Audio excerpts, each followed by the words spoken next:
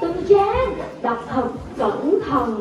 Câu chuyện Giáng sinh, không nói linh tinh, lặng yên nghe kể, kể đi.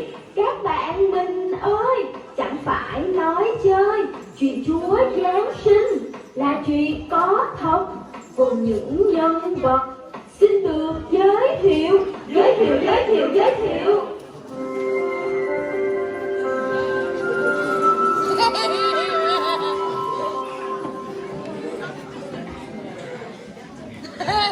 Tôi là Mary, chưa biết chuyện gì ở Nazareth miền Galilee.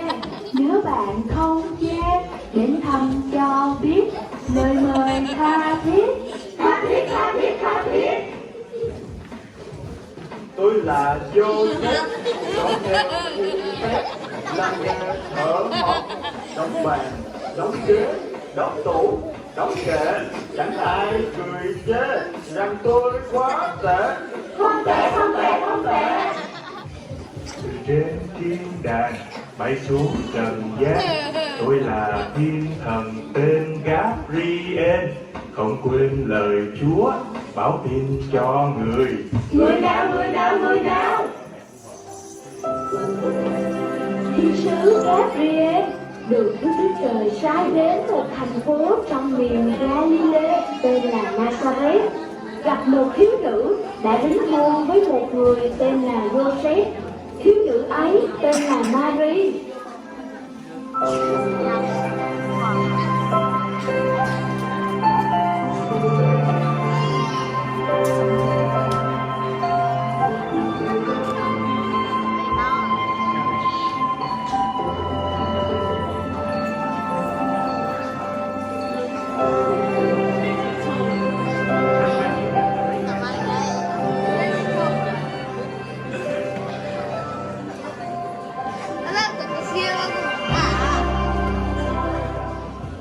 Từ trên thiên đàng bay xuống trần gian, tôi là thiên thần tên Gabriel, chào cô Mary, người được hồng ân, Chúa ở cùng cô.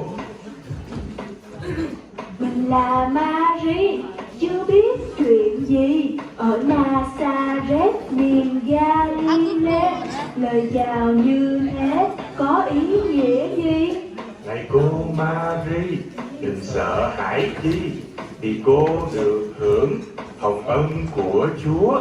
Cô sẽ có thai, sanh một con trai, tên của con trẻ sẽ là Giêsu. Làm sao việc này có thể xảy ra, vì tôi chẳng biết một người nam nào. Thánh linh của Chúa sẽ giáng trên cô, quyền năng sáng tạo của đấng tối cao sẽ bao phủ cô, cho nên con thánh khi sanh ra đời sẽ được gọi là con Đức Chúa Trời. Trong cõi đời này chẳng có việc gì Chúa không làm được.